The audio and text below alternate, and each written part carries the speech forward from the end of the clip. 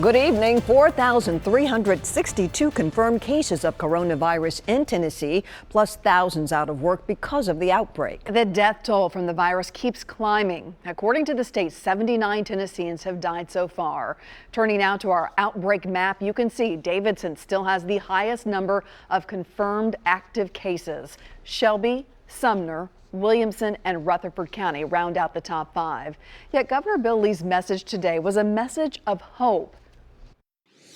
The work that we're doing must both defeat COVID-19 and instill confidence in Tennesseans that we will get through this. Governor Lee's COVID-19 briefings have become a time for him to show calm amid what he has repeatedly described as a storm. But in his desire to give hope, do the governor's claims sometimes veer into exaggerations? News Channel 5's chief investigative reporter Phil Williams spent hours checking the governor's words. Phil. Well, Vicki, we heard more of the spin today as the governor's health commissioner boasted about Tennessee being a, quote, preeminent testing state. While Tennessee has certainly done a lot of things right, we discovered sometimes there's more to the story.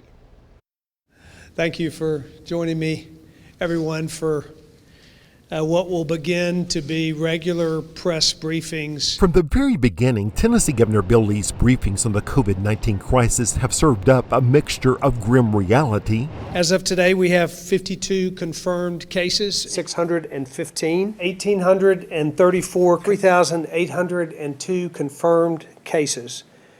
We have lost 65 Tennesseans to COVID-19. Along with generous helpings of optimism. There will be a day when these clouds break, and when they do, we have great hope. One of the Lee administration's repeated claims has focused on testing for the deadly virus. We're one of the first 5 states in the country to test for COVID-19. Day by day, the governor and his health commissioner went from boasting about comparisons to similar states. We are testing at a rate per capita much higher than many of our peer states. To comparisons to every other state in the union. We are pulling away from other states. Lee's team points to this Forbes article, which at the time the boast began showed Tennessee doing better than surrounding states.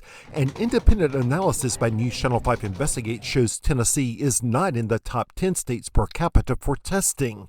Right now, Tennessee is 16th. In the total number of tests, Tennessee trails behind Massachusetts, which has about the same population, and Louisiana, with far fewer residents. 15 remote assessment sites that will be up and operating across our 6 major metropolitan areas by the end of the week.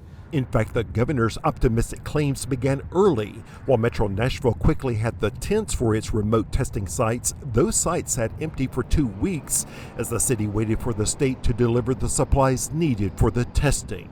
TEMA has shipped PPE to all 95 counties and continues to do so. Lee's claims also included PPE, the personal protective equipment needed to keep healthcare workers safe. You hear about a lot of makeshift things happening, but there's not a makeshift happening in our state yet because we have stayed ahead of the curve. While the governor had insisted Tennessee was doing just fine. Most primary care physicians and outpatient providers don't have enough PPE, and we know that this is incredibly frustrating. Webinars conducted by his own health department for medical workers told a different story. Obviously, these are not FDA-approved strategies. Among the makeshift PPE suggestions, instead of surgical masks, they suggested bandanas, diapers, even layers of tissues and gauze. Instead of hospital gowns, contractor trash bags. Instead of gloves, plastic grocery bags. Tennesseans are going to have to come together to make this happen. They're not going to come together because we force behavior. Then there was the governor's reluctance to order Tennesseans to shelter in place.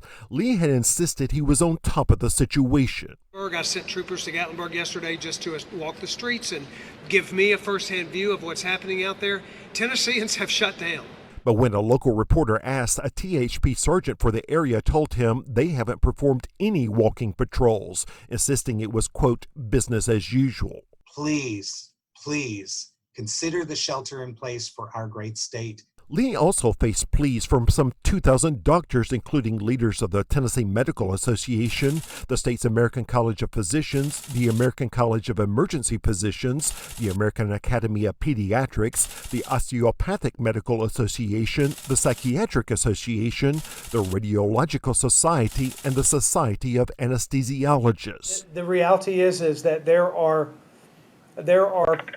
differing opinions. Yet even after finally putting down the stay-at-home order nearly 2 weeks later, Lee insisted that the medical community had actually been divided. I got a letter today from a whole host of medical providers that are an organization in one section of our state that actually was supportive of the efforts and said it was the right move. But when News Channel 5 Investigates asked the governor's office for that letter of endorsement, we discovered that what the governor had called a whole host of medical providers was an association of rural physicians. It was signed by 2 doctors out of Cookeville.